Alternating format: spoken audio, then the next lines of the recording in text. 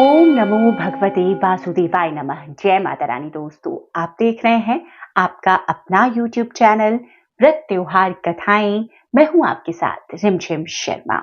दोस्तों, आज इस वीडियो में मैं आपके साथ चैत्र मास के शुक्ल पक्ष की एकादशी कामदा एकादशी की व्रत कथा सुनाने जा रही हूं।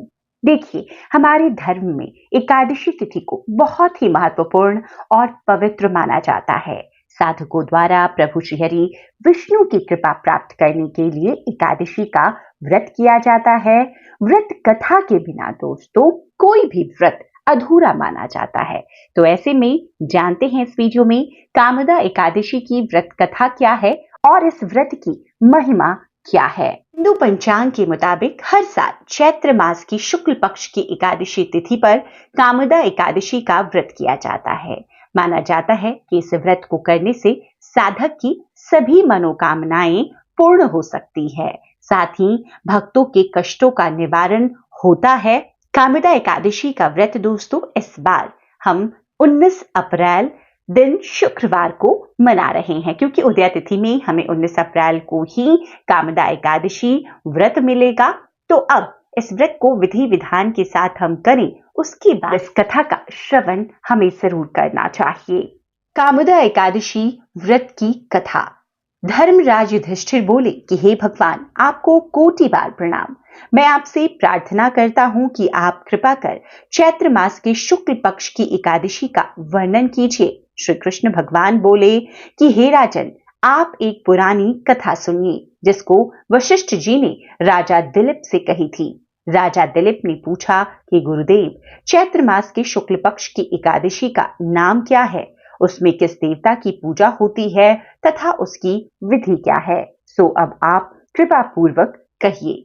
महर्षि वशिष्ठ जी बोले कि हे राजन, चैत्र मास के शुक्ल पक्ष की एकादशी का नाम कामदा है। ये पापों को नष्ट कर देती है, जैसे अग्नि सूखे काष्ठ आदि को जलाकर नष्ट कर देती है, वैसे ही कामदा एकादशी के पुण्य के प्रभाव से समस्त पाप नष्ट हो जाते हैं और पुत्र की प्राप्ति होती है। इस व्रत से कुयोनी छूट जाती है और अंत में स्वर्ग की प्राप्ति होती है। अब मैं इसका महात्म्य कहता हूँ, ध्यान पूर्वक सुनो। प्राचीन काल में एक भोगीपुर नामक नगर था। वहां पर अनेक ऐश्वर्यों से युक्त पुंडरीक नाम के एक राजा राज्य करते थे। वहां अनेकों अप्सरा, गंधर्व, किन्नर आदि वास करते थे। उसी जगह ललिता और ललित नाम के स्त्री पुरुष अत्यंत वैभवशाली घर में निवास करते हुए विहार किया करते थे। वे दोनों एक दूसरे को बहुत प्रेम करते थे और अलग हो जाने पर व्याकुल हो जाते थे। एक समय राजा पुंडरीक गंधर्व सहित सभा में शोभायमान थे। उस जगह ललित गंधर्व भी उनके साथ गाना गा रहा था और उसकी प्रियतमा ललिता उस जगह नहीं थी। इससे वह उसको याद करने के कारण अशुद्ध गाना गाने लगा। नागराज करकोटक ने राजा पुंडरीक से इसकी शिकायत की। इस पर राजा पुंडरीक ने श्राप दे दिया कि अरे दुष्ट, तू मेरे सामने गाता हुआ भी अपनी स्त्री का स्मरण कर रहा है।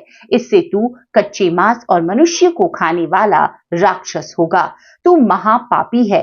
अपने कर्म का अब तू फल भोग। राजा पुंडरीक के श्राप से वह ललित गंधर्व उसी समय एक विकराल राक्षस हो गया। उसका मुख भयानक हो गया। उसके नेत्र सूर्य चंद्र के समान प्रदीप्त होने लगे। मुंह से अग्नि निकलने लगी। उसकी नाक पर्वत की कंदरा के समान विशाल हो गई और गर्दन पहाड़ के समान लगने लगी। उसके सिर के बाल पर्वत पर उगने वाले वृक्षों के समान दिखाई देने लगे। उसकी भुजाएं 2-2 योजन लंबी हो गईं। इस तरह उसका 8 योजन शरीर हो गया। राक्षस हो जाने पर उसको महान दुख मिलने लगा और अपने कर्म का फल भोगने लगा। जब ललिता को अपनी प्रियतम ललित का ऐसा हाल मालूम हुआ तो वह बहुत दुखी हुई। वह सदैव अपने पति के उद्धार के लिए विचारने लगी कि मैं कहां जाऊं और क्या करूं। वह राक्षस घोर वनों में रहने लगा और अनेक प्रकार के पाप करने लगा।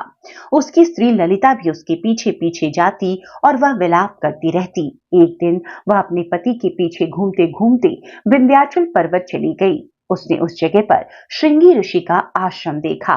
वह शीघ्र ही उस आश्रम के पास गई और उस ऋषि के सन्मुख जाकर विनय करने लगी। उसे देखकर श्रृंगी ऋषि बोले कि हे सुभगे, तुम कौन हो और यहाँ किस लिए आई हो?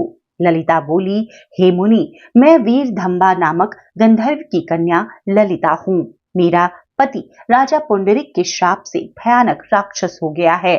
उससे मुझको महान दुख हो रहा है। आप उसे राक्षस योनि से छूटने का कोई श्रेष्ठ उपाय बतलाइए। तब श्रृंगी ऋषि बोले, अरे गंधर्व कन्या ललिता, अब चैत्र मास की शुक्ल पक्ष की एकादशी आने वाली है। उसका नाम कामदा एकादशी है। उस व्रत के करने से मनुष्य के समस्त कार्य शीघ्र ही सिद्ध हो जाते हैं। यदि तू उसके व्रत के पुण्य को अपने पति को देगी तो वह शीघ्र ही राक्षस योनि से छूट जाएगा और राजा का श्राप शांत हो जाएगा। मुनि के ऐसे वचनों को सुनकर ललिता ने आनंद पूर्वक व्रत किया और द्वादशी के दिन ब्राह्मणों के सामने अपने व्रत का फल अपने पति को दे दिया और भगवान से प्रार्थना करने लगी कि हे प्रभु, मैंने जो यह व्रत किया है उसका फल मेरे पतिदेव को मिले, जिससे उसकी राक्षस योनि शीघ्र छूट जाए। एकादशी का फल देते ही उसका पति राक्षस योनि से छूट गया और अपने पुराने स्वरूप को प्राप्त हुआ। वह अनेक सुंदर वस्त्रों तथा आभूषणों से अलंकृत होकर पहले की भांति ललिता के साथ विहार करने लगा। कामदा एकादशी के प्रभाव से वह पहले की भांति अब अधिक सुंदर हो गए और पुष्पक विमान पर बैठकर स्वर्गलोक को चले गए। हे राजन, इस व्रत को विधि पूर्वक करने से समस्त पाप नष्ट हो जाते हैं। इसके व्रत से ब्रह्म इत्यादि के पाप और राक्षस आदि की योनि से छूट जाते हैं। संसार में इससे महान कोई दूसरा व्रत नहीं है। इसकी कथा व महात्म्य के श्रवण व पठन से वाजपेयी यज्ञ का फल प्राप्त होता है। तो इस प्रकार चैत्र मास के शुक्ल पक्ष की कामदा एकादशी, जिसे हम फलदा एकादशी के नाम से भी जानते हैं, उसकी व्रत कथा संपन्न होती है।